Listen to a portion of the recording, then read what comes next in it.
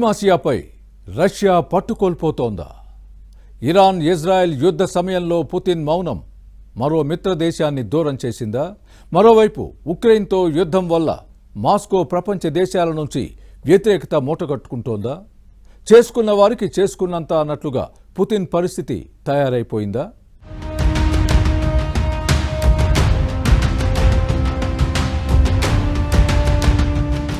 Russia Ukraine యుద్ధం రావణ కష్టంలో సాగుతూనే ఉంది. ఉక్రెయిన్ను ఓ బుల్లి పిచ్చుకలా భావించి వారం రోజుల్లో బంధించి పంజరంలో పెట్టుకుని వచ్చేద్దామనుకున్న మాస్కో మాస్టర్ ప్లాన్ను ఉక్రెయిన్ సైన్యం రివర్స్ చేసి పారేసింది. ఊహించిన విధంగా పోరాట పటిమ చూపించి అమెరికా సహా పలు దేశాల సహాయ సహకారాలతో పుతిన్కు ఊపిరి సలపకుండా చేస్తోంది. దీంతో ఈ యుద్ధం ఇప్పుడు పుతిన్ ఈగోకు ప్రెస్టేజ్ ఇష్యూ అయిపోయింది. అందుకే ట్రంప్ ఎంతగా బేరాలాడినా, ఎంత నచ్చజెప్పినా, శాంతి వచనాలు వల్లించినా పుతిన్ ముందు ఆ మంత్రాలేవి పారడం లేదు. దీంతో పుతిన్ అలాంటోడు ఇలాంటోడు అంటూ ట్రంప్ చెడామడ కడిగి బారేస్తున్నారు. అంతేకాదు, పుతిన్ టార్గెట్ ఉక్రెయిన్కు మించి ఉందంటూ సంచలన వ్యాఖ్యలు చేశారు. ఉక్రెయిన్పై పూర్తి స్థాయి దండయాత్ర తర్వాత పుతిన్ ఇతర దేశాలను లక్ష్యంగా చేసుకునే అవకాశం ఉందంటూ షాకింగ్ కామెంట్స్ చేశారు. తాను పుతిన్ను తప్పుదారి పట్టించే వ్యక్తిగా భావిస్తున్నానని, ఆయనతో వ్యవహరించడం ఊహించిన దానికంటే చాలా కష్టంగా మారిందంటూ మండిపడ్డారు.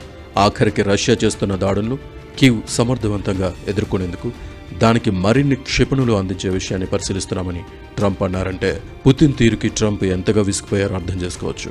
మరోవైపు పైకి ఎంత గాంభీర్యంగా ఉంటున్నా పుతిన్కు అరెస్టు భయం కూడా పట్టుకుంది. అందుకే 2-3 ఏళ్లుగా బయట దేశాలకు వెళ్లాలంటే భయపడుతున్నారు. ఉక్రెయిన్పై దాడి తర్వాత వందలాది పిల్లలను బలవంతంగా తరలించారనే ఆరోపణలతో పుతిన్పై ఐసీసీలో కేసు ఫైల్ అయింది. 2023లో అంతర్జాతీయ క్రిమినల్ కోర్టు పుతిన్పై అరెస్ట్ వారెంట్ జారీ చేసింది. దీంతో కీలకమైన అంతర్జాతీయ సదస్సులకు పుతిన్ హాజరు కాలేకపోతున్నారు.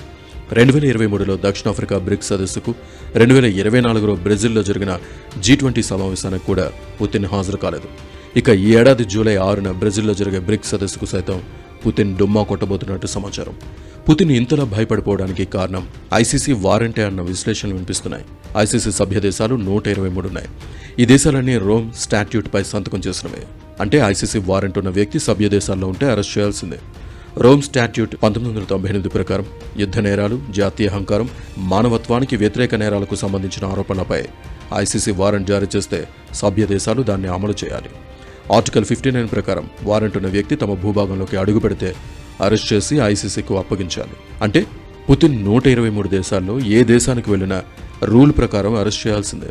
దీంతో పుతిన్ అరెస్టుకు భయపడి మాస్కో వదిలి బయటకు రావడం లేదన్న అభిప్రాయాలు వ్యక్తమవుతున్నాయి. రష్యా ఈ మధ్య కాలంలో ఆర్థికంగా ఇబ్బందుల్లో ఉంది. అంతేకాదు, యుక్రెయిన్ లాంటి యుద్ధంలో బిజీగా ఉంటుంది. దాంతో వివిధ దేశాల మీద రష్యా యొక్క పట్టు తగ్గుతోందనే చెప్పాలి. అంటే రష్యా ఈ ఇరాన్ ఇజ్రాయెల్ యుద్ధంలో చాలా వ్యూహాత్మకంగా వ్యవహరించింది. డిప్లొమాటిక్ కూడా పెద్దగా అంటే ఆశించిన దానికంటే, ఇరాన్ ఆశించిన దానికంటే తక్కువే వచ్చిందని చెప్పుకోవాలి. సో పట్టు తగ్గటం, రష్యా ప్రభావం వివిధ ప్రాంతాల మీద తగ్గటం, ప్రపంచంలోని వివిధ ప్రాంతాల మీద తగ్గటం కొంతవరకు వాస్తవమే.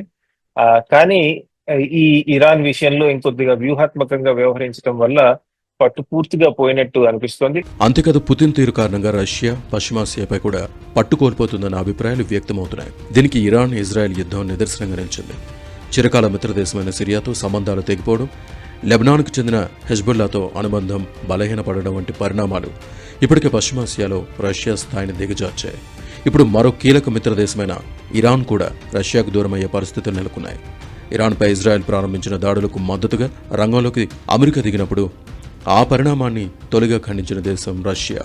అమెరికా దాడిని పుతిన్ మరికొన్ని మాటల్లో ఖండించారే తప్ప సాయం ఊసెత్తలేదు. పైగా ఇజ్రాయెల్లో 20 లక్షల మందికి పైగా రష్యా పౌరులు నివసిస్తున్నారని, తమ దృష్టిలో ఇప్పుడది రష్యన్ భాష మాట్లాడే దేశమే అన్నారు. ఆ విషయాన్ని పరిగణలోకి తీసుకునే ఇరాన్ ఇజ్రాయెల్ ఉద్రిక్తతల్లో తాము తటస్థంగా వ్యవహరించేందుకు ప్రయత్నిస్తున్నామన్నారు. ఈ వైఖరి ఇరాన్కు నిరుత్సాహమే మిగిల్చింది. దీంతో పశ్చిమాసియాలో మరో కీలక నేస్తాన్ని రష్యా చేజార్చుకున్నట్లయిందన్న అభిప్రాయాలు వ్యక్తమవుతున్నాయి. మొత్తానికి ఎటు చూసినా పుతిన్కు కష్టకాలమే నడుస్తోందన్న అభిప్రాయాలు వ్యక్తమవుతున్నాయి. ఉక్రెయిన్తో యుద్ధం, పశ్చిమాసియా పరిస్థితులు, మరోవైపు ఐసీసీ అరెస్టు వారెంట్, ఇలా అన్ని విషయాల్లో పుతిన్ పరిస్థితి ఆడకత్తెరలో పోకచెక్కలా మారిందని నిపుణులు అంటున్నారు.